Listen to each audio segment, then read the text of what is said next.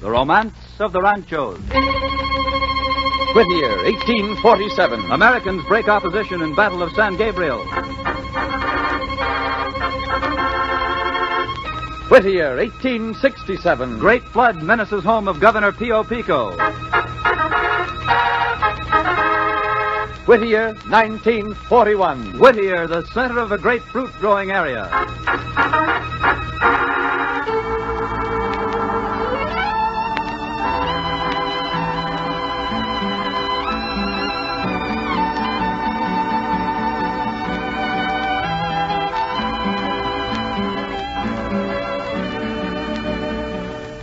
The Title Insurance and Trust Company of Los Angeles presents The Romance of the Ranchos, dramatizing the highlights of history of Southern California. Each week, our wandering vaquero, Frank Graham, unfolds another tale of the romantic, adventurous early days of some particular section of our Southland.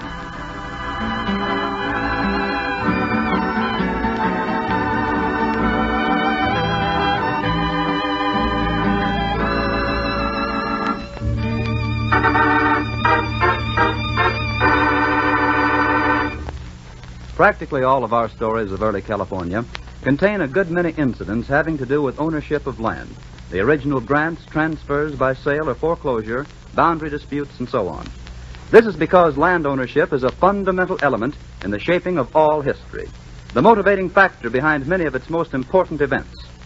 The urge to own land is a basic human desire as old as civilization. Through the ages, land has been coveted, stolen, fought over, defended, even at the cost of life itself. Today, force of arms and physical combat are seldom required for the defense of private land ownership. The common risks are those that arise from forged instruments, forgotten mortgages or other liens, improperly or fraudulently executed documents, claims of undisclosed heirs, and similar title defects. The modern system of title insurance provides protection against these and other risks.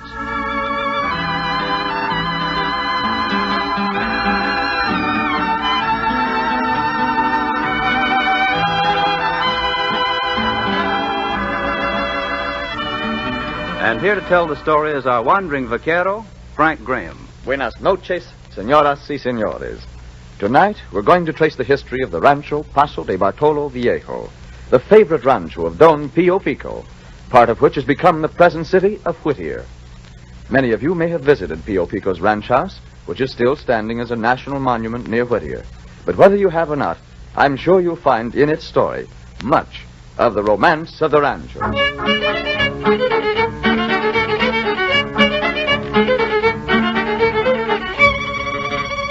For the beginning of our story, we must go back to the year 1771, the year in which the Padres of New Spain first established the Mission San Gabriel.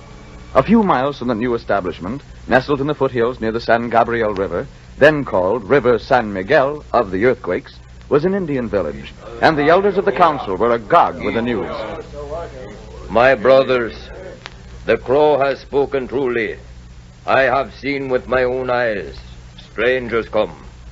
Men with white skin build a great hut of brush. They have great animals bigger than the deer. They come to stay. But already there are too many here. In this village there are too many. We cannot live. We cannot find food enough. Perhaps these white men have food. Perhaps they can help us. No. I have seen them scraping the ground looking for acorns under the ground. They do not even know where to look for acorns. Perhaps they do not search for acorns. Perhaps they know how to find food in the ground. No, these men, they cannot help us. Let us follow the paths of our brothers and find the fertile valleys to the south. There we will find better hunting grounds for the rabbit. We have heard our brothers tell it. Yes, brothers. We must leave this place of the wild bees and travel to the valley of much water. You may go. I stay behind. White men have strange ways, but perhaps they can help us find food. I will stay and speak with white men.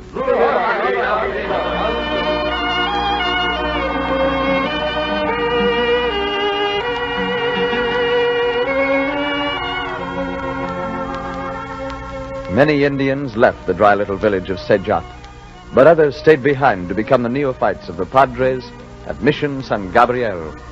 You see, my children, there is ample food for all. The great Padre, in his mercy and kindness, has provided bountiful gifts, if only we will take them.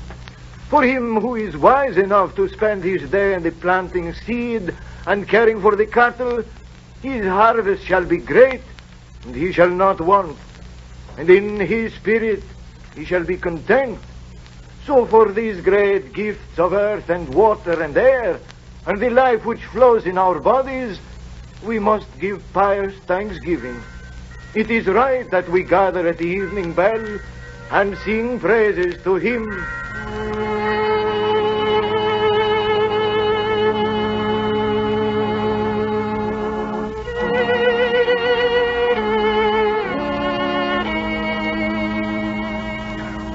For years, the Padres of San Gabriel taught the newly converted Indians of the land around Lomas Muertas, or Dead Hills, known now as Puente Hills. Everywhere, the product of their great work was apparent in the tilled fields, the orchards and vineyards, the irrigation ditches. The Indians who stayed behind in the village of Sejat were happy and prosperous. But presently, a controversy arose. One day in 1784, word came to the mission. Padre, I bring news from Santa Barbara. See, what is it, my son? This land to the east and south, across El Camino Real along the San Gabriel River, it has been given to a soldier for his rancho. But this is mission land. It cannot be given away. That may be, but the military governor, Don Pedro Pajes, has granted a certain soldier of his, one Manuel Nieto, the right to live and keep his cattle there. But that land is the property of the mission, held in trust for its rightful owners, the native Indians. In a few years, when they are able to govern themselves, we must give it back to them. But the governor has already acted. The land south of the Lomas Muertas are no longer the missions, but Manuel Nieto's.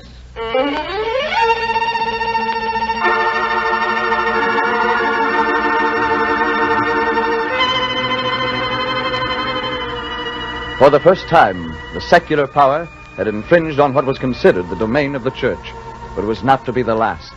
It was the start of a long series of controversies which left missions shrunken to nothing, missions themselves abandoned to decay. But in this case, the Padres of San Gabriel won at least a point. At their request, the 300,000-acre grant to Manuel Nieto was cut, and its northern boundary made the El Camino Real and the San Gabriel River, thus returning the land which became Whittier to the control of the mission. But it was along this same El Camino Real, the main road from San Diego to the Pueblo de Los Angeles, that the first word came of events that sounded the death knell of the missions. It was in the year 1822 that a horseman sped up to the banks of the river San Gabriel. Hola, senor. Hola. You have ridden far, mi amigo. Sí, from San Diego. Is there water for my horse near here? Sí. I can get it for you at my hacienda, or you can go on to Mission San Gabriel, a few leagues more. If I may trouble you, senor, I'd rather not go on. I had expected to find water in the river. Not this time of year, but if you'll come with me. See, may we hurry? I have important news to deliver at the Pueblo, Los Angeles. Important news? About what? This, senor, is now a part of an independent republic. What? Mexico has declared her independence from the King of Spain.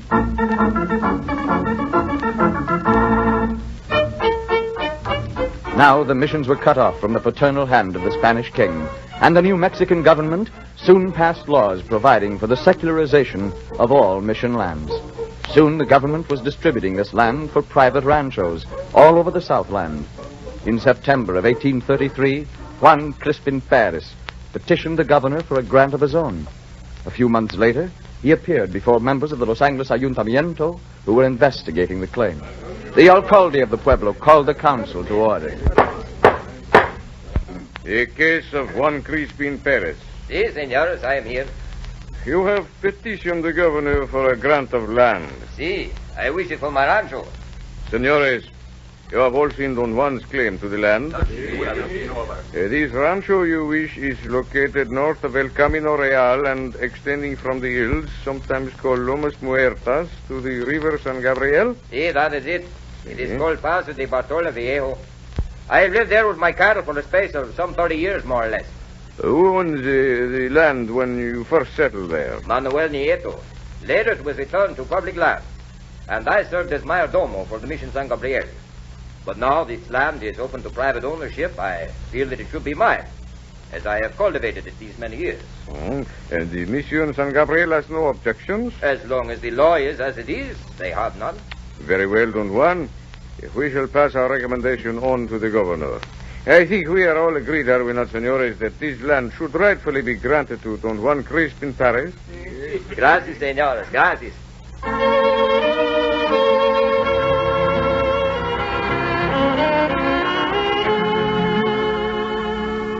Governor Figueroa followed the recommendation of the Los Angeles Ayuntamiento and in 1835 granted to Juan Crispin Paris the Rancho Paso de Bartolo Viejo, or the ford of the elder Bartholomew. The next 10 years were unsettled ones for California, culminating in the news in 1846 that Mexico was at war with the United States. Many of the Californians had more sympathy for the Americans than for their own bungling government. Nevertheless, they determined to defend their homes because of the uncertainty as to what might develop. But Commodore Stockton and General Kearny were at San Diego, and one day news reached Los Angeles. The Americanos are coming, marching north from San Diego. Feverishly, preparations were started. The call went out to the citizenry, and soon an ill-equipped band of militia swelled the ranks of the insurgent forces under General Jose Maria Flores. Then, on January 7th, scouts brought the information. You see, General Flores, they number about 600 men, dragoon sailors from the frigates anchored at San Diego, and some of our own Californians. Californianos fighting with the Americanos? Yes, they have joined them, about 30, I should say. Madre de Dios. Our own brothers. You say they are camped at Rancho Los Coyotes? Si, for the night.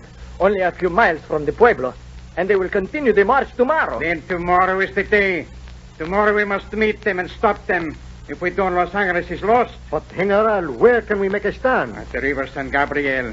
They are following El Camino Real. They will probably try to cross the river at Curung, near the Puente Hills. Si, and the Rancho Juan Perez. But we will be there to stop them. Shall I give the orders? Si, we will move before daybreak.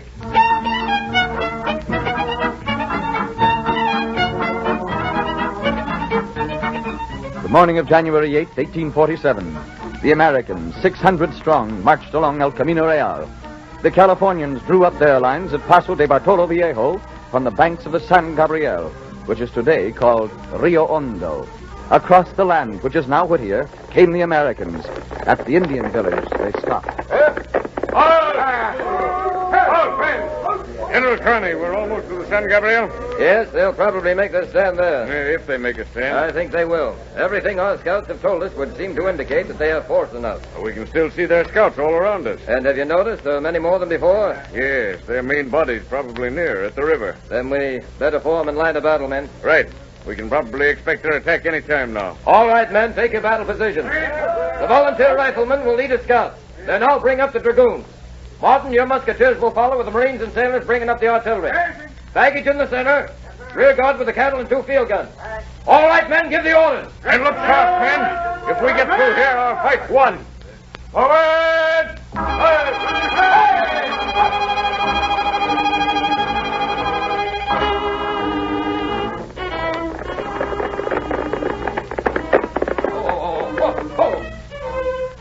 There they are, Commodore. Drawn up on the opposite bank of the river. Must be 400 of them. Thank goodness the river's almost dry. We'd have a hard fight crossing water. As it is, we may have a hard fight anyway. They have a cannon on the bluff. Look, here come some of them crossing the river. Must be about 100. They're trying to threaten our advance. All right, men, hold your fire. But advance steadily. Just move ahead. We're going over.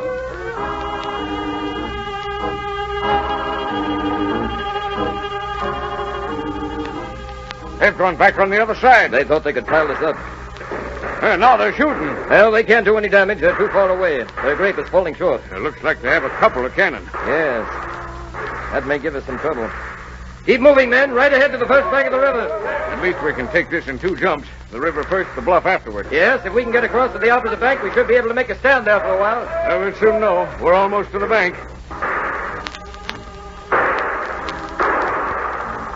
We're almost in range now.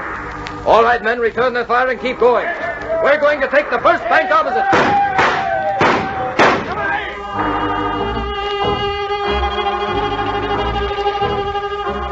Down the first bank, across the dry stream bed, advancing steadily, came the Americans. Up the opposite bank, the enemy only a few yards ahead, and... There they go. They're retreating.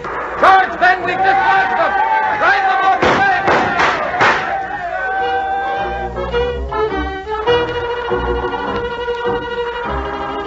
bank. The Californians were driven from the first bank of the stream bed.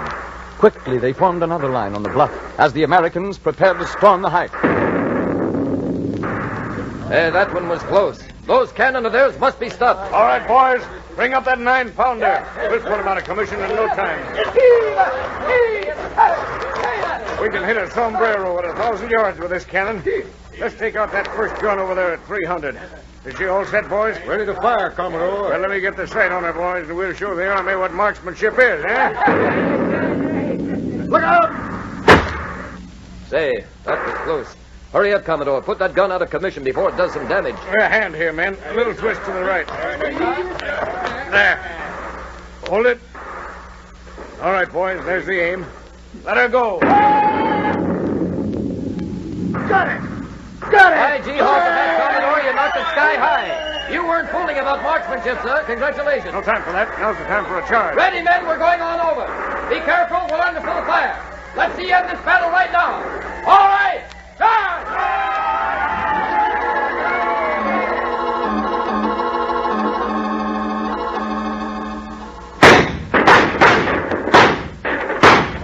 All right, men, hold your fire. No use wasting grape. The way they're riding, they're out of range already. Well, General, we made it. Here we are on the heights. Yes, we should have no trouble at all from here on in. How about casualties, Captain? Bring them up now, sir. There's several wounded, and Fred Strauss... Dead? Yes, sir. We can be thankful there weren't more. But even one. His name will be long remembered, for he died in the service of his country on the battlefield that won California for the United States.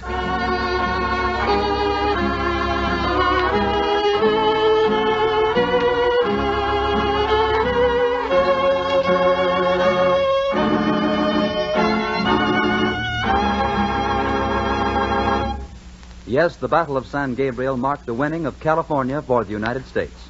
And after California's admission into the Union in 1850, an early decision by the newly formed United States Land Commission changed the boundaries of Rancho Paso de Bartolo, as Frank Graham will tell you in just a moment. Admission to the Union also led very soon to the passage of laws providing for the public recording and preservation of all written instruments having to do with the transfer of land titles. And those laws really started something. Today, there are more than 2 million deeds on file in the Los Angeles County Recorder's Office, more than 750,000 mortgages, and scores of thousands of other written instruments of various kinds. Since 1907, an accurate count of the numbers of documents recorded in the county has been kept. From that year to the end of 1940, a grand total of almost 10.5 million documents were recorded. All facts contained in these millions of documents which pertain to the ownership of land are transcribed and segregated according to the particular properties they affect in the offices of the Title, Insurance, and Trust Company of Los Angeles. That is why, for so little cost and with so little delay, you may obtain from this company a policy of title insurance for your protection when you buy, sell, lend, or borrow on real estate.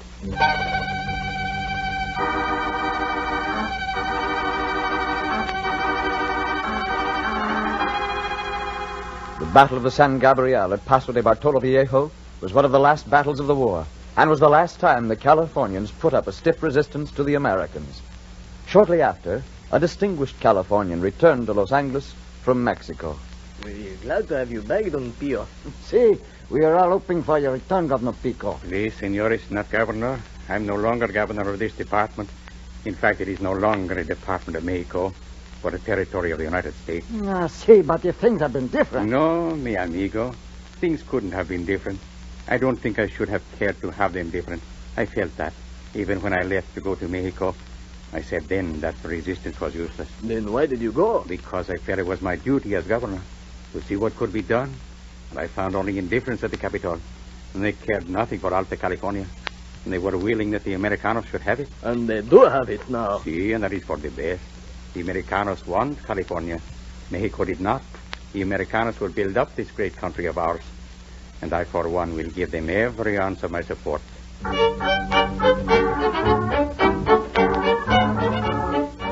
Don Pio Pico, the last Mexican governor of California, came back to become a loyal and distinguished American. And in 1850, he added to his already enormous land holdings the Rancho Paso de Bartolo Viejo, which he bought from the heirs of Juan Perez. On the banks of San Jose Creek, which is now known as the San Gabriel River, he built an adobe mansion, and his reputation for the most lavish hospitality grew. Don Pio, I've never seen such a wonderful ball. You like it, senor? I am glad. I want everybody to have a good time when they come to El Ranchito. El Ranchito. Why do you call it that? Why? Because it is so small. Small? I'd say this was quite a mansion for this country. You see, the house, it is comfortable. But the rancho, it is very small. Not a rancho at all, just a ranchito. Oh, I see.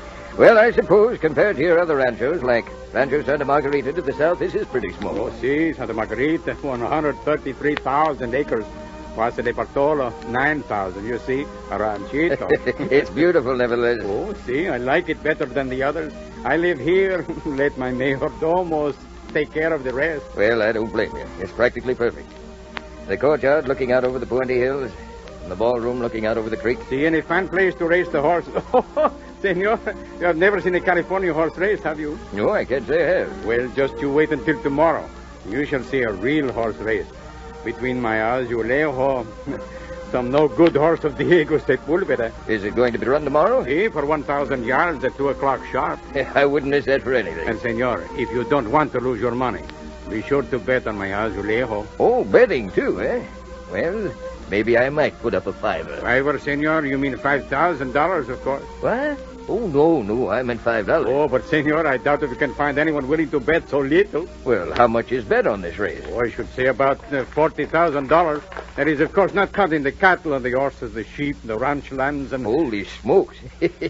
Maybe I'd better just watch this one.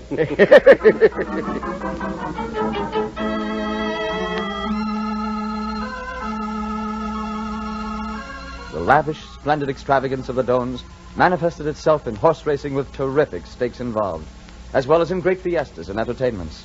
But a new era was about to dawn, and slowly the noose of debts tightened about the necks of the old Californians. As Pio Pico's debts mounted, his land shrunk.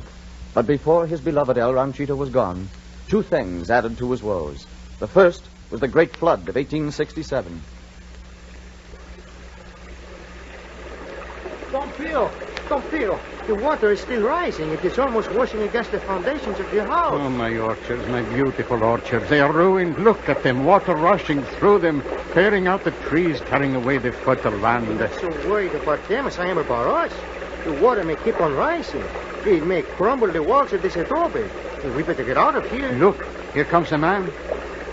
It's Ramon. Ramon! Don Pico, I was coming to warn you to get out of here, but I was afraid it's too late. Too late? See, the water back there is worse. My horse lost his footing trying to cross the irrigation ditch. I was thrown to the bank and the horse swept away. We couldn't get through the hills now. Then we'll just have to stay here and hope for the best. If the roof doesn't come down on us... I've never seen such a flood. There never has been such a flood. I've been up on the hills. From there, you can see water sweeping through the entire valley. It looks to me like this flood is changing the course of the San Gabriel River. In fact, the whole river is coming right down San Jose Creek and your big irrigation ditch. Madre de Dios, and here we are. May God have mercy on us.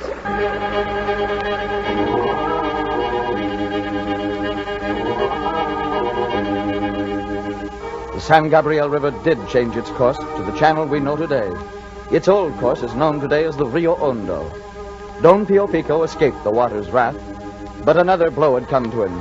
The United States Land Commission, in determining the boundaries of the original grant of the Rancho Paso de Bartolo, had excluded that section of the land which was to become Whittier.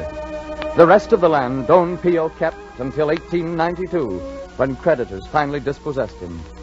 But in the meantime, the land which had been returned to the government was sold to various individuals. And finally, in 1881, an Indiana farmer, John M. Thomas, bought it up and built a house. In 1887, it was the scene of a conference between two men. You say your name's Pickering? Yes, A.H. Pickering of Chicago. My wife and I are out here in California looking for a place to buy. Oh, you're planning to settle down here then? Well, not exactly. I want to buy land as a site for a town. You see, I represent the Society of Friends. Oh, Quakers, you mean? Yes. My wife and I have been from Sacramento to Ensenada, and this is the finest spot we have found.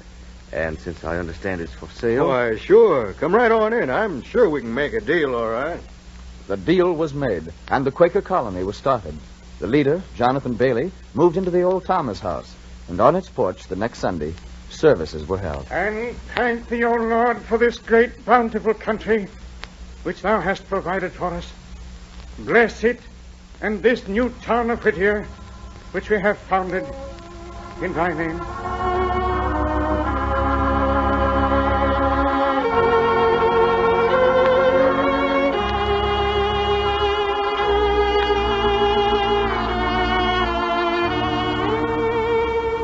Whittier, named for the great Quaker poet James Greenleaf Whittier, was founded. In May 1887, the first lots were sold. The new town was established just in time to get in on the boom of the 80s, and land prices soared. Quakers poured in from every part of the country, and a new city was on its way.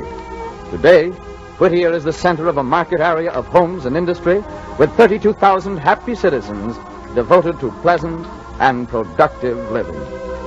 And on this place of the wild bees, where stood an Indian village, and where a great battle was fought, this land is today covered with miles of fertile orchards, yielding valuable harvests of California's crop of gold. Such is the story of progress and the romance of the Ranchos.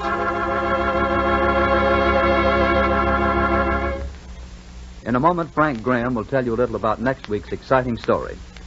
The purpose of the Title Insurance and Trust Company in sponsoring these broadcasts is twofold. First, to enable you to share the thrills and inspiration that come from knowledge of our community's romantic and adventurous past. To be familiar with the people who lived here and the things they did long before our time makes living in Southern California actually more fun, makes names and places twice as interesting. Second, by means of these programs, the Title Insurance and Trust Company hopes to acquaint you with the nature and the value of title insurance and the work that must precede the writing of a policy, so that you will not hesitate to avail yourself of this necessary protection whenever you deal in real estate.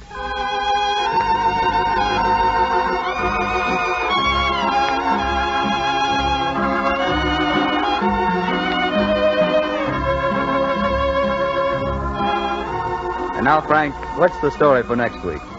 Next week, we'll have a story about a famous battle of Southern California in which the total casualties were 2 horses and 1 mule. It took place in San Fernando Valley on the Rancho Ex-Mission Bay San Fernando, and it's a story you'll want to hear. So until next week, this is your wandering vaquero, Frank Graham, saying, hasta la vista, señoras y señores.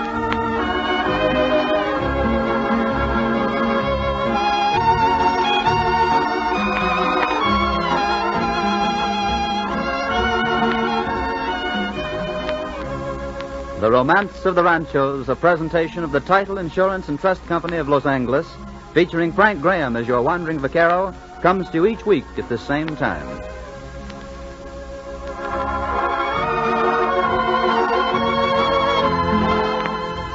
Bob Lamont speaking. This is the Columbia Broadcasting System.